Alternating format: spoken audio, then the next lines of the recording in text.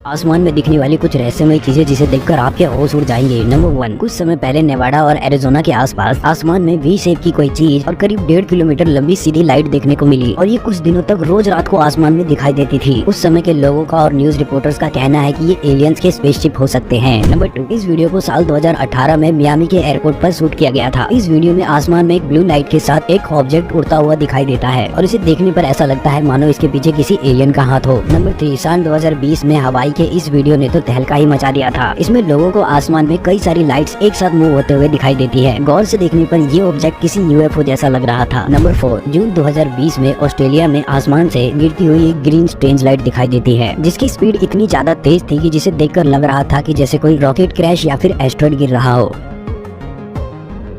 नरभक्षी पिशाचों के जंगल में क्यों चले गए विक्रमादित्य और फिर क्या हुआ? एक बार विक्रमादित्य एक महायज्ञ करने की तैयारी कर रहे थे। वे उस यज्ञ में चंद्रदेव को आमंत्रित करना चाहते थे। वह अपने महामंत्री के साथ विचार विमर्श कर ही रहे थे कि महामंत्री के घर का एक नौकर वहां आकर खड़ा हो गया। महामंत्री ने उसे देखा तो समझ गए कि अवश्य ही कोई गंभीर बात है, अन्यथा वह नौकर उनके पास नहीं आता। उन्होंने राजा से क्षमा मांगी और नौकर के पास जाकर कुछ पूछा। तभी नौकर ने कुछ ऐसा बताया कि उनका चेहरा उतर गया और वे विक्रमादित्य से विदा लेकर उसी क्षण वहां से चले गए। विक्रमादित्य समझ गए कि महामंत्री मुसीबत में है। उन्होंने नौकर से उनके इस तरह जाने का कारण पूछा तो नौकर हिचकिचाया। जब राजा ने आदेश दिया तो वह हाथ जोड़कर बोला कि महामंत्री जी ने मुझे आपसे सच्चाई नहीं बताने को कहा था। विक्रम ने कहा, वह मेरे बड़े ही स्वामी भक्त सेवक हैं और मेरा भी कर्तव्य है कि मैं उनके कष्ट का हर संभव निवारण करूं। तभी नौकर ने जो बताया उसे सुनते ही विक्रमादित्य की रूह कांप उठी। आगे की कहानी जानने के लिए चैनल को सब्सक्राइब जरूर करें।